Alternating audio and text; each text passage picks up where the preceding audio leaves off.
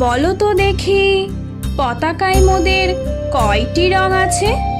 শিক্ষক এসে শুধালেন হেসে দ্বিতীয় শ্রেণীর কাছে। একসাথে মিলে সব ছেলে বলে চিৎকার করে জোরে, তিনটি বর্ণ রয়েছে রাঙানো জাতীয় পতাকা জুড়ে। শ্রেণীর পিছে বেঞ্চের কোণে শিশু ছিল এক বসে। পতাকার মাঝে 5 রং আছে, বলল সে মৃদু ভাসে। কথা তার শুনে বাকি শিশুগণে হেসে খায় লুটোপুটি।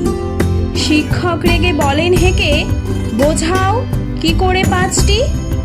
মাথা নিচু করে ভয়ার্ত স্বরে সরল শিশুটি বলে, ওপরে গেরুয়া, মাঝখানে সাদা, সবুজ আছে তার তলে, আর আছে আঁকা গোলাকার চাকা, নীল রং আছে এতে।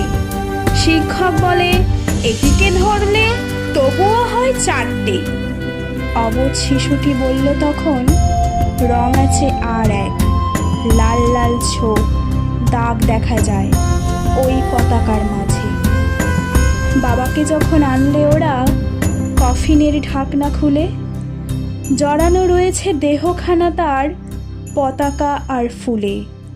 রক্তের দাগে ছিল লাল ছোপ ওই পতাকার মাঝে।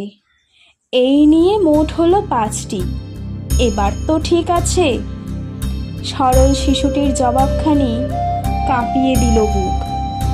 অশ্রু এলো নয়ন ভরে, শুকনো হলো মুখ। আজও যারা দেশের জন্য হচ্ছে বলিদান, স্বাধীনতার শহীদ সম তাদের অমর প্রাণ। হয়েছি স্বাধীন, পেরিয়ে গেছে 77টি বছর।